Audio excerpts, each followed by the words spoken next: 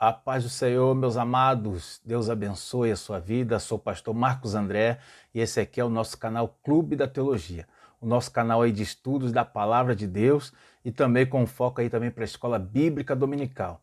E vamos aqui a mais um vídeo da Escola Bíblica Dominical, um vídeo aí de apoio para você que é professor ou você que é aluno quiser aprender mais um pouco, né? Bom, então vamos aí a essa lição de número 4, né? A lição aí da nossa revista da CPAD, Revista de Adultos da CPAD, lição de número 4, para ser ministrada em 24 de abril de 2022. E o tema dessa lição é resguardando-se de sentimentos ruins. Amém? Vamos tratar alguns assuntos aqui interessantes, assuntos importantes para a sua vida espiritual, na sua igreja, para você aplicar, né? Isso daqui não é somente para você ter, né, contigo e não praticar, só conhecimento. Não, isso aqui é para a gente colocar em prática, né? Bom, então aí nós vamos a essa lição, né? Antes de iniciarmos, já peço que você deixe aí o seu like no nosso vídeo, né? Deixe aí o seu like, se inscreva no canal caso você não seja inscrito ainda e ative aí o sininho para notificação, né? Para você poder estar sempre por dentro quando nós publicarmos aí. Nessa lição aqui eu vou deixar o link também para você poder acessar, né? Lá no nosso blog, no Clube da Teologia, né? Você poder acessar essa lição lá também. Essa lição foi publicada lá e também essa lição, eu fiz um comentário sobre ela, né? Em cima do comentário da lição, eu coloco o meu comentário, que é um subsídio para poder ajudar os professores. E esse vídeo aqui é uma pré-aula para poder dar mais um suporte, tá bom? Você pode acompanhar lá no subsídio, pode acompanhar aqui no vídeo também, e aí você vai sempre ter um conteúdo a mais, né? A sua aula vai ser com certeza daquelas aulas top, né, que todo mundo vai gostar de assistir, tá bom? Bom, e aí também vou deixar o link lá para você comprar esse livro, adquirir O Maior Milagre de Jesus. É o livro que eu publiquei aí pela editora Apis de Curitiba. É um livro para abençoar a sua vida. O Maior Milagre de Jesus, tá? Você sabe qual foi? Tá? Então você lê o livro, amém? Vou deixar na descrição os links aí para você poder adquirir esse nosso material. Ou se alguém preferir, pode pedir diretamente para mim. Eu tendo tempo ali, eu faço a postagem lá com a dedicatória para os irmãos. Bom, então vamos lá, né? Aula de número 4, resguardando-se de sentimentos ruins. Então vamos aí nessa aula. Na introdução eu deixo aí um foco para o professor, né? Eu até coloco aí o foco. Nessa lição se concentra em apresentar a forma de se entender os sentimentos do coração, sabendo como eles podem tirar a salvação. Ah, então se eu manter sentimentos no meu coração, eu posso perder a salvação? Mesmo sem praticar alguma obra contra isso? Você pode, porque o sentimento do seu coração vai levar você a falar coisas, a fazer coisas, tá? Isso aqui, a lição é para tratar desse assunto aí. Bom, aí na introdução ainda, eu separei essa parte que diz assim, ó, que a cólera é a antessala do homicídio, tá? Isso aí eu explico na lição o que significa, né? Uma metáfora aqui usada pelo comentarista. A antessala é aquela sala que dá acesso a uma sala maior, né? Então, uma antessala. Ou seja, a cólera ele vai dar acesso para uma coisa maior. Que coisa maior é essa? Umas vias de fato, né? Uma agressão, um xingamento. Então, se você mantiver cólera no seu coração, ira, um ódio guardado aí dentro do seu coração, isso aí vai ser uma porta de entrada. Vai ser uma antessala que vai dar acesso para uma coisa pior na sua vida, tá? Então a lição aqui é para ajudar você a se avaliar, você a tirar esses sentimentos do seu coração. Por isso, o tema da lição é esse, resguardando-se de sentimentos ruins, tá?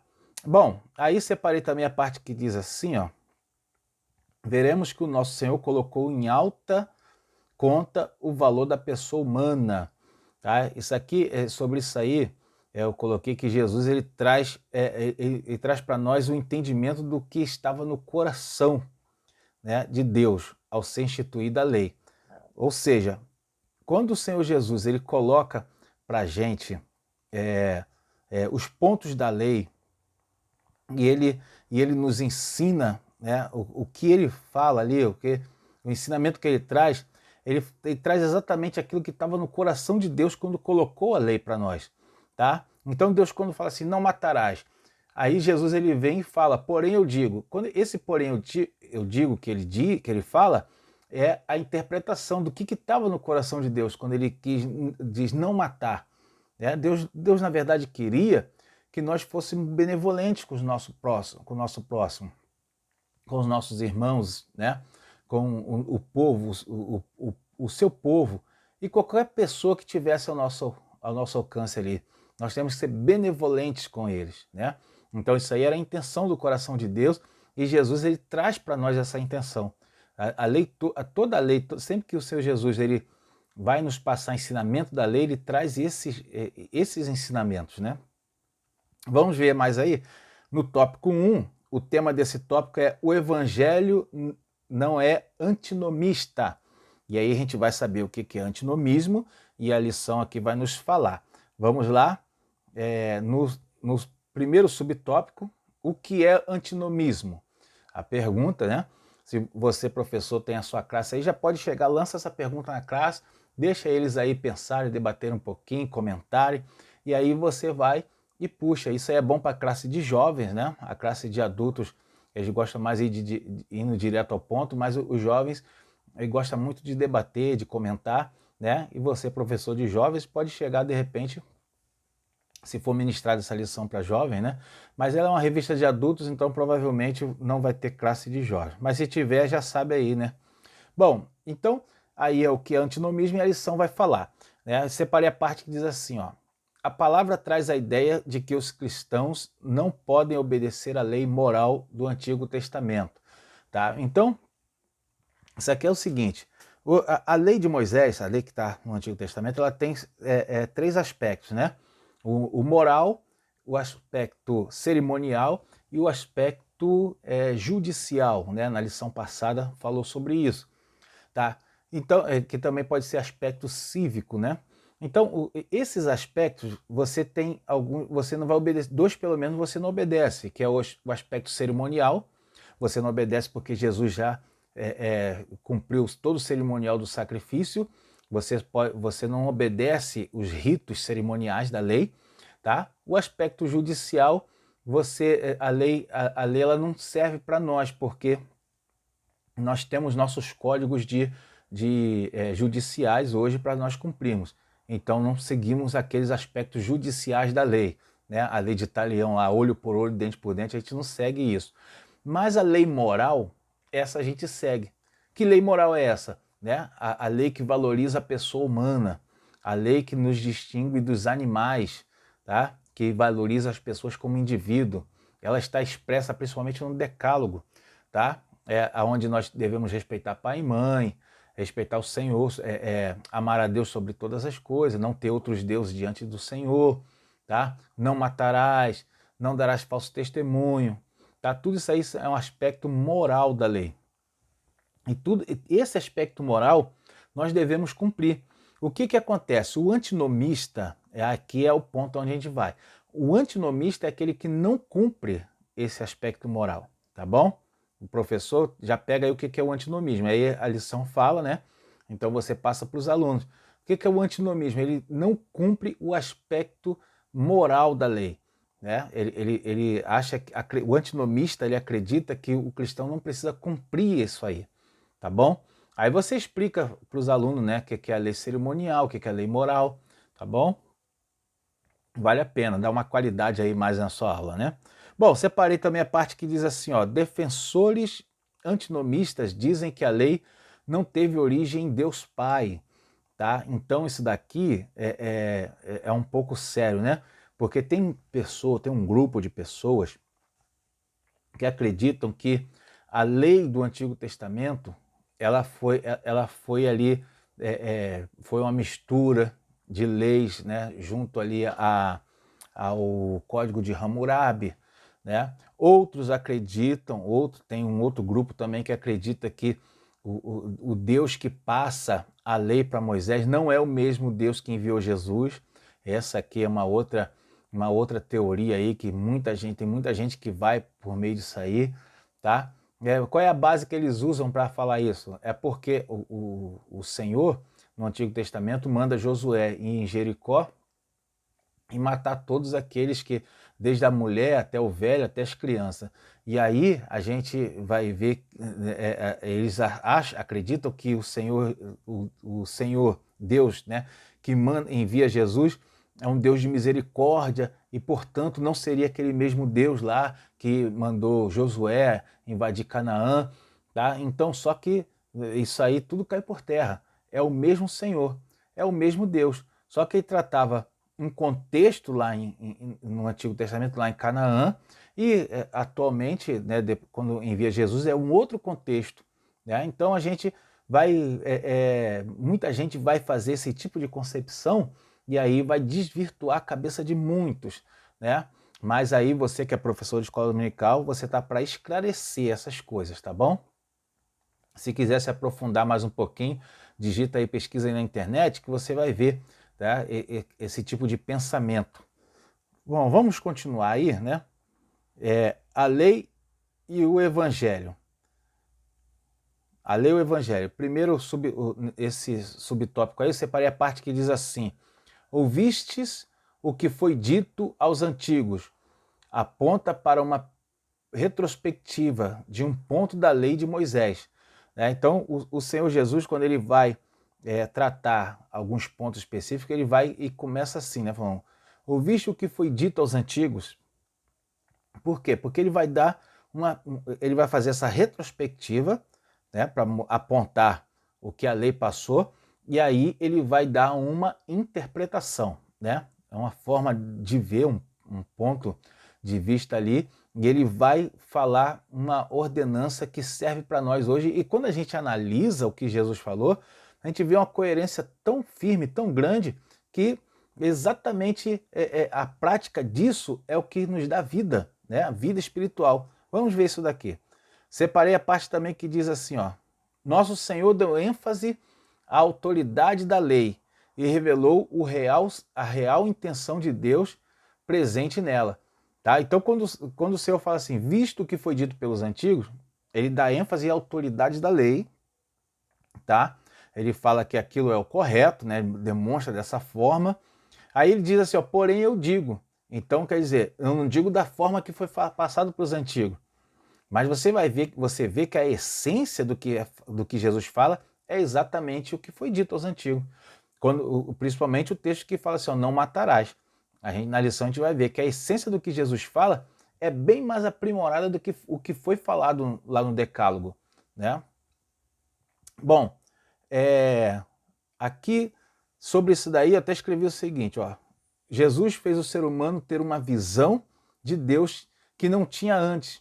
O judeu via Deus como um Senhor vingativo, terrível, irado, o tempo inteiro. Deixa eu ver isso aqui. É isso mesmo. Né? Então, essa era a forma do judeu, da forma como ele via Deus. Tá? E o Senhor Jesus, ele nos traz uma outra forma, né, de ver o Senhor. Ele mostra a verdadeira intenção que estava no coração de Deus. E aí mostra que não é aquilo que aparecia lá quando a gente lê a lei, a letra da lei fria, né? Crua ali, a gente vê um Deus irado, um Deus, né, vingativo. Mas quando nas palavras de Jesus a gente vê um Deus preocupado com o ser humano, um Deus que ele quer trazer o ser humano a uma perfeição, melhorar os relacionamentos. A gente vê bem nítido a forma de Jesus apontar para Deus, mostrar como é Deus, a gente passa a entender melhor. Né? Continuando então, separei também a parte que diz aí, ó, nosso Senhor o ampliou e aprofundou, demonstrando que o homicídio tem início no coração do ser humano. Olha que interessante, é essa parte aqui que eu queria chegar, né? O Senhor Jesus, ele aprofundou o conhecimento. Aqui eu estou falando de um aspecto que é o caso do homicídio, né? Quando o texto fala não matarás, olha como que Jesus coloca, né? Sobre isso aqui eu escrevi o seguinte: para Jesus, o ato de matar alguém começa no coração e se materializa com as palavras, Por isso, ele nos faz entender que devemos combater os sentimentos do coração. Essa é a realidade, né? Essa é a realidade. Então, quando o Senhor Jesus ele fala assim, ó, visto que foi dito pelos antigos, não matarás. E ele fala, porém eu digo, né? Aí quem se irá com seu irmão sem motivo, né? Quem chamar o seu irmão raca, quem disser a ele louco. Então, Jesus ele está mostrando que o problema não é o ato de alguém matar o próximo. Não é o problema não está aí, o problema já veio muito antes. Isso foi só a consequência final. O problema começou lá no coração, quando a pessoa ele passou a manter no seu coração a ira, passou a manter no seu coração o ódio, né, contra o seu irmão. É aqui que tem que ser trabalhado. É isso aqui que Jesus está nos ensinando, tá? Como se interpretar a lei, como aplicar ela na nossa vida. Como? Guardando o sentimento do nosso coração, resguardando-se dos sentimentos ruins que podem entrar no nosso coração. É dessa forma aqui.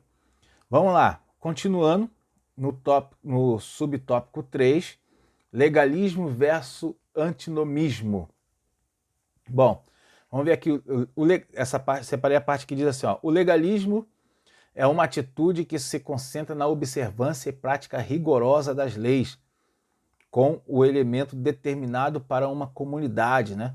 Então, isso é legalismo, né? Quando a pessoa vê a observância rigorosa, a prática rigorosa, às vezes até muito extremada, né, da lei, tá? Até eu coloquei aqui que alguns crentes hoje, de certo nível, de certa forma, eles se tornam legalistas, eles pegam aspectos da lei, que eu já falei que Jesus ele aboliu a lei cerimonial. Tá? O aspecto cerimonial da lei não existe mais, porque Jesus já cumpriu todo o cerimonial da lei. Mas alguns irmãos, o que eles fazem? Eles trazem de volta cerimoniais da lei, né? A gente vê muitos métodos judaizantes nos cultos hoje, né? Ali na liturgia. Isso aí não há uma necessidade disso, porque a prática cerimonial da lei ela não é mais necessária para nós. Porque se quiser cumprir a prática cerimonial, então a gente vai ter que de novo, né, fazer sacrifícios nos cultos, fazer sacrifícios de novo, né? Então isso aqui é um detalhe. Bom, continuando, né, isso é o legalismo, tá? É a observância da lei. Vamos ver agora o antinomismo, né? Ó, separei a parte que diz assim, ó, por outro lado, o antinomismo rejeita todo tipo de normas morais, deixando a pessoa livre para pecar. Aí sobre isso aí eu escrevi o seguinte, eles fazem distinção entre corpo e alma, acreditando que a alma está salva, mas o corpo já está condenado, e que os pecados cometidos nesse corpo não serão levados em conta. Aqui uma ideia antinomista, né? Então o antinomismo, ele nega o cumprimento de qualquer aspecto moral da lei. Né? Se o legalismo é cumprir toda a lei, né, com a ideia de cumprimento extremo da lei, o antinomismo é não cumprir nada da lei. E aí você que é servo de Cristo, você tem que estar no equilíbrio. Né? Você não vai jogar fora a lei, não vai cumprir os ritos cerimoniais, tá? Mas vai pegar como base as regras morais que a lei traz, né? O respeito ao próximo, o respeito ao pai e mãe, tudo isso tem que ser levado em conta, né? São aspectos morais da lei. Bom, então vamos lá, né? Continuando, porque o tempo não para. O 2. A cólera é o primeiro ato para o homicídio, tá? Esse daqui, no tópico 2, nós vamos tratar diretamente esse aspecto cerimonial da lei, que vai falar do sentimento de cólera, de ira, de ódio. Vamos lá, primeiro subtópico 1, o tema dele é Jesus e o sexto mandamento, e aqui vamos ler, né? Separei a parte que diz assim, ó, pois revelou que a ira ou cólera contra um irmão é um tipo de homicídio no coração. Sobre isso aí eu escrevi o seguinte, Jesus mostrou que o coração que no coração nós podemos estar matando alguém, sendo necessário darmos atenção ao que está se passando pelo nosso coração, né? Meu Deus do céu. Viu a lição aqui? Jesus está mostrando que o homicídio ele não vai ser quando a pessoa pega uma arma ou qualquer coisa e mate, invista contra a vida do próximo, né? O Senhor Jesus está ensinando que o homicídio ele começa dentro do coração da pessoa. Quando a pessoa alimenta um sentimento já de ódio contra o irmão, ou de inveja, de ira, de rancor, tudo isso que você mantém no seu coração, que é contra o seu irmão, tá? Já é uma forma de você já está sendo um homicida, já está começando a criar a raiz do homicídio dentro do seu coração, né? Isso aí se extrai muitas vezes por palavras, lembrando que a boca fala do que o coração está cheio, a pessoa fica guardando um monte de rancor no coração, uma hora ele vai extravasar, né? E vai falar coisa que não é para falar. Bom, continuando aí, separei também a parte que diz aqui, ó. Qualquer que aborrece a seu irmão é homicida. Tá? Sobre isso aí eu escrevi o seguinte: o aborrecer aqui, nas palavras de João, tem o sentido de prejudicar, odiar ou intentar mal. Significa que mesmo se não fizermos nada contra o nosso irmão, mas só odiarmos, esse sentimento nos tirará a salvação. Olha a conclusão que o Senhor faz quando ele diz que a conclusão que é feita, né? Quando diz que qualquer que aborrece o seu irmão é homicida. Aí ele fala assim, ó: e vós sabeis que nenhum homicida tem permanente nele a vida eterna. Ou seja, aquele que odeia o seu irmão, aquele que alimenta sentimento contra o seu irmão. João está classificando ele como homicida e está alertando que o homicida não tem nele a vida eterna, ou seja, perde a salvação. Então, se você está aí, você é servo de Cristo, professor, ensine para os seus alunos isso. Se você guarda um sentimento de ira contra o seu irmão, contra um servo de Cristo, né? Ou até qualquer pessoa, você guarda um sentimento de ira, você é um potencial homicida. E o homicida perde a salvação. Então você pode estar perdendo a sua salvação, né? Então isso aqui é um ensinamento importantíssimo para os nossos dias, para a gente, né, colocar em prática e ensinar nossas igrejas. Bom, no subtópico 2, o tema é a cólera no contexto bíblico. Vamos lá. Separei a parte que diz assim, ó: tanto o salmista quanto o apóstolo Paulo escreveram que um servo de Deus pode irar-se, mas não deve pecar, tá? Então a gente vai entender pela Bíblia, e aqui a lição vem tratando isso, que não há problema em você se irar, em você ficar nervoso, chateado, com raiva de alguma coisa, não tem nenhum problema nisso. A gente vai ver Jesus, né, em uma ocasião, expulsando, né, os cambistas do templo. Então, ele não fez aquilo rindo e tranquilo, sem... Não, ele fez aquilo ali irado, fez aquilo ali, né, e brigando, reclamando, porque a casa de Deus era para ser casa de oração. O pessoal estava lá fazendo lá uma balbúrdia lá. E o Senhor Jesus vai, pega um chicote ali, né? A Bíblia chama de azorrague, e ele vai bater neles ali, né? Mas por que? A gente vai ver por que isso acontece. Porque a ira não é não é o pecado, né? Assim como tentação também não é pecado, tá? Agora você pode irar-se, mas não deve pecar, tá bom? Não deve pecar. Então é assim que a gente deve proceder. Ah, mas Jesus ele chicoteou lá eles lá, então eu também posso. Não, negativo. Você não pode não, tá? O próprio Senhor falou que a mim pertence a vingança. Então quem pode alguma coisa é Deus. Se Jesus fez é porque ele podia, né? Você não pode, nem eu, nem você, tá? Agredir os nossos irmãos, tá bom? Isso não, as pessoas, né? Vamos lá então, continuando. Separei aí a parte que diz assim, ó: entretanto, a ira não pode nos controlar. Esse aqui é o ponto máximo desse subtópico, né? Ó, a ira não pode nos controlar. E aqui sobre isso eu escrevi o seguinte, ó, o servo de Cristo precisa se avaliar e ver se na hora da ira ele perde a cabeça, você fica descontrolado, né? Deixa eu ver aqui, se fica descontrolado ou se fala coisas involuntárias, coisa que vai se arrepender depois.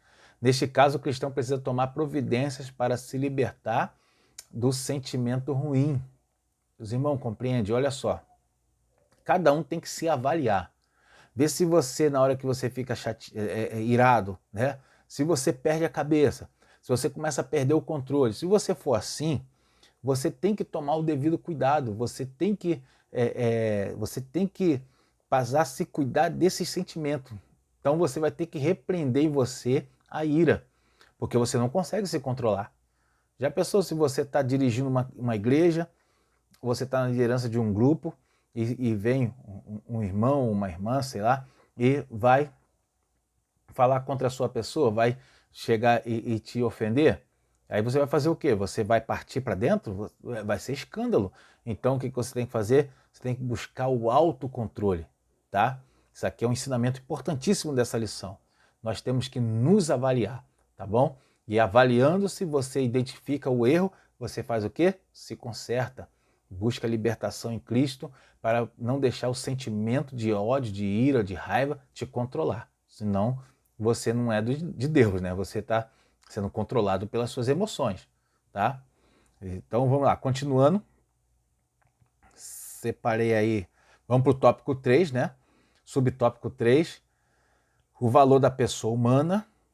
Separei a parte que diz assim, ó. Por isso, chamar alguém de raca, que significa inútil, cabeça oca e vazia, é uma ofensa grave. Bom, sobre isso aí eu escrevi algo aqui que eu considero interessante.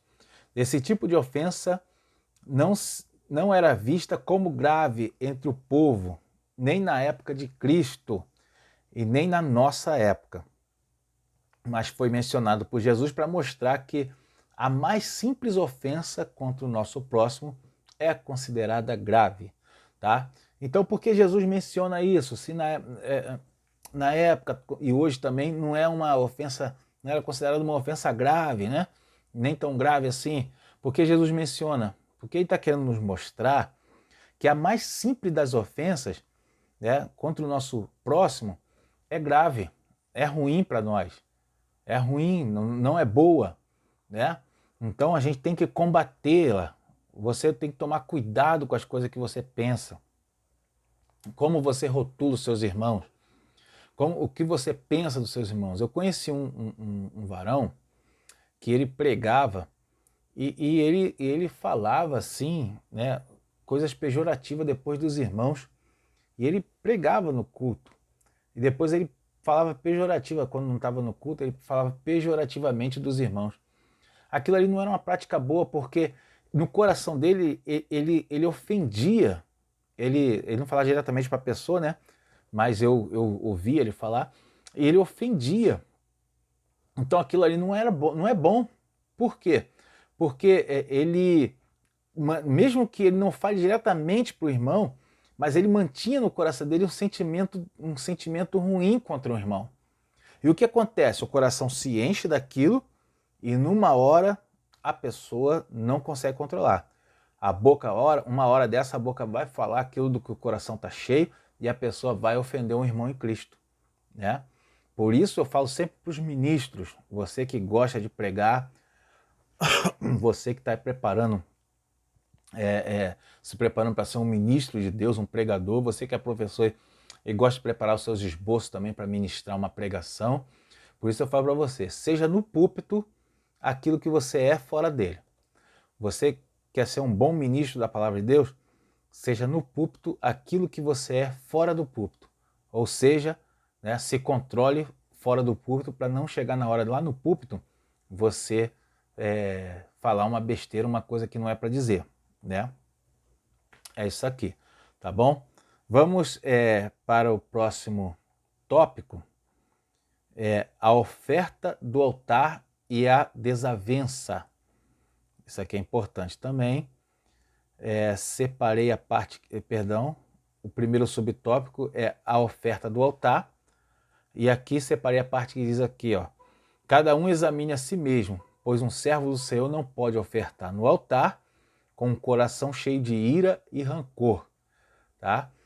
Sobre isso aqui eu escrevi o seguinte: no meio evangélico, cada membro pode ter um certo momento a oportunidade de falar à congregação, pois todos somos representantes do reino de Cristo na terra, né? Por isso todos nós precisamos ter um discurso coerente com o que somos, tá? Isso vale para todos. Ou seja, todos nós, o menor dos irmãos, vai ter um momento em que você vai estar em destaque. Vai ter, seja na sua parentela, seja na escola, onde você estiver, vai ter um momento que você vai estar em destaque.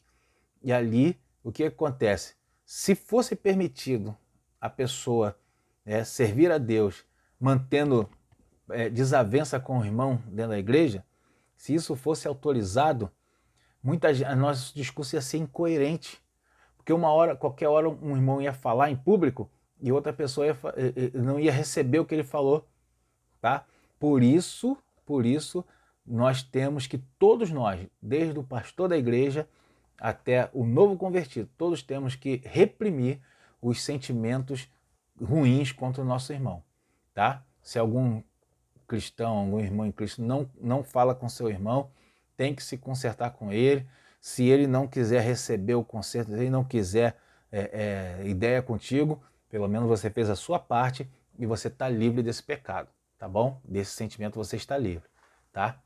Bom, então vamos para o último aí, evitando a desavença. Separei a parte que diz assim, ó: nosso Senhor, portanto, nos convida a sanar as desavenças entre nós e assim preservarmos o bom testemunho, tá? Sobre isso aqui eu escrevi o seguinte: toda vez que surge um problema entre nós, servos de Cristo, e nós envolvemos autoridades públicas, polícia, pessoas de fora da igreja, acabamos transformando o problema simples em escândalos. Isso aqui é ruim. Né? Então, o Senhor está nos convidando com a palavra de você deixar sua oferta no altar e ir se consertar com seu irmão, para a gente evitar as desavenças entre nós. Porque uma desavença, se não for evitada, ela pode virar uma bola de neve e daqui a pouco a igreja está fazendo escândalo, né, para fora. E como é que essa igreja vai evangelizar? E como é que a gente vai trazer as almas para Jesus? Tá? Então, por isso, temos que evitar as desavenças logo no início. Primeiro, evitando os sentimentos ruins. Se alguém tiver algum problema com o irmão, se conserta com o irmão e assim evite todo tipo de desavença. Tá bom? Bom, então vamos ficando por aqui. Esse aí foi mais um vídeo da Escola Bíblica Dominical. Nessa conclusão, te convido aí a você ler a conclusão, fazer com eles a conclusão e você poder fazer a sua revisão dos pontos mais importantes, tá? Também corrigir o questionário e também orar com a classe e convida eles para a próxima aula. Apresenta o tema lá da próxima aula. Chama eles, né? Convida para despertar interesse mesmo, tá bom? Vamos ficando por aqui. Deus abençoe a sua vida. Não se esquece aí de se inscrever no nosso canal, caso não tenha feito. Adquira o meu livro aí, O Maior Milagre de Jesus, tá bom? E para quem quiser também ajudar nessa obra, com qualquer oferta aí, vou deixar também a chave Pix aí na descrição para você também cooperar. Deus abençoe. Até o próximo vídeo.